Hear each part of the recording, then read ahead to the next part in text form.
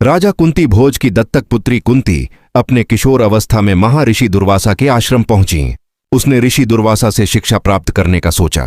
वह अपने मन, वचन और कर्म से अत्यंत श्रद्धा और समर्पण के साथ आर्षि की सेवा करने लगीं।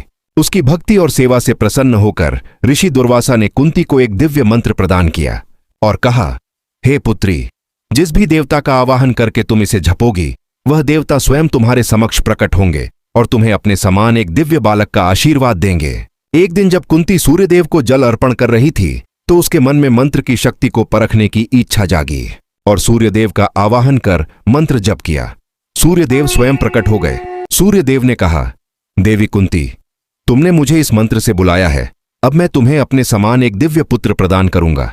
कुंती घबरा गईं और बोली, हे सूर्यदेव, मुझे क्षमा करें, मैं अभी कुंवारी हूं, मुझे वरदान की आवश्यकता नहीं है। सूर्यदेव बोले, मैं विवश हूं, ऋषि दुर्वासा का मंत्र कभी असफल नहीं होता, इसलिए मुझे तुम्हें पुत्र प्रदान करना ही होगा। सूर्यदेव का एक अंश कुंती के हाथों में प्रकट हो जाता है। सूर्यदेव उसे दिव्य शक्तियां और आशीर्वाद देते हैं। कुंवारी होने के कारण कुंती ने समाज के भय से बालक को त्यागने का निर्णय किया। उसने बालक को एक टोकरी में रखा और नदी की ओर चली गई। कुंती ने भारी मन से पुत्र को नदी में छोड़ दिया। वही बालक आगे चलकर महाभारत का वीर योद्धा दानवीर कर्ण कहलाया।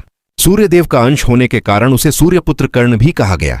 ऐसे ही इतिहास से जुड़ी कहानी जानने के लिए चैनल को सब्सक्राइब और बेल आइकॉन को दबाएं।